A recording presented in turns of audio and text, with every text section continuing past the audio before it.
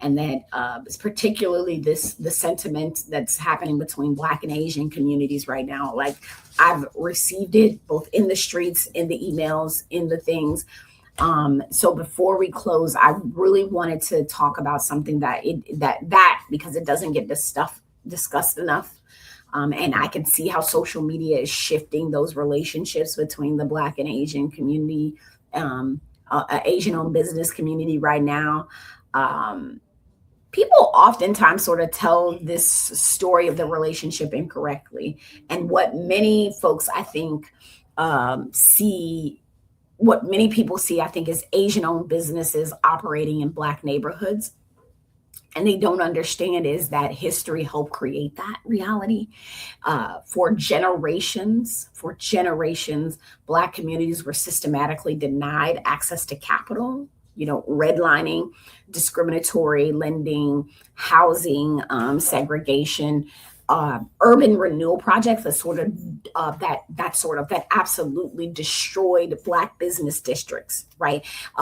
In my day job, I do this thing. I do audio production, and we recently did a story on Church Street. It is, if you just go take a look, it's called Take Me to Church. The episode is called Truth Be Told. It's a partnership with the Elizabeth River Trail in Virginia, in Norfolk. So, Truth Be Told, Virginia. The episode is Take Me to Church, and it talks about Church Street. And Church Street is a very clear indicator. If you're in the Hampton Roads area, and specifically in Norfolk, then you understand Church Street. Urban renewal destroyed Black business districts.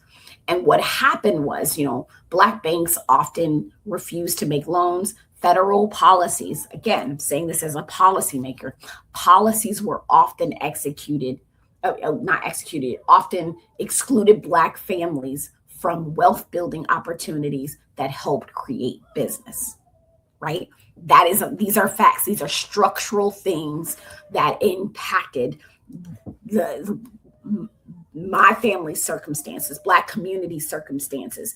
And at the same time, many Asian immigrants who arrived after the immigration reforms in 1965, right? These reforms that were sort of brought on because Black communities, right?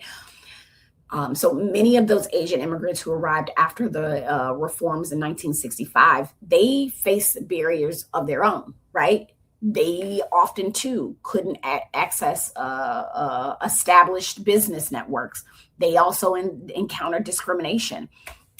Um, um, and many of them sort of entered the commercial spaces where opportunities existed because larger retailers, larger investors had abandoned those communities as well. The result is that both communities did face levels of discrimination and often ended up meeting each other in neighborhoods that had been economically neglected.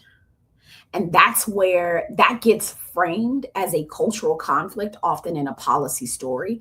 Policy shaped those relationships. It denied those Black families, those Black communities, the ability to build in their community purposely, but then later start denying Asian communities the ability to build in European communities, but and giving them the opportunity to build in Black communities. Say, you can't put your store over here with us, but you can go over there with the black folks, right?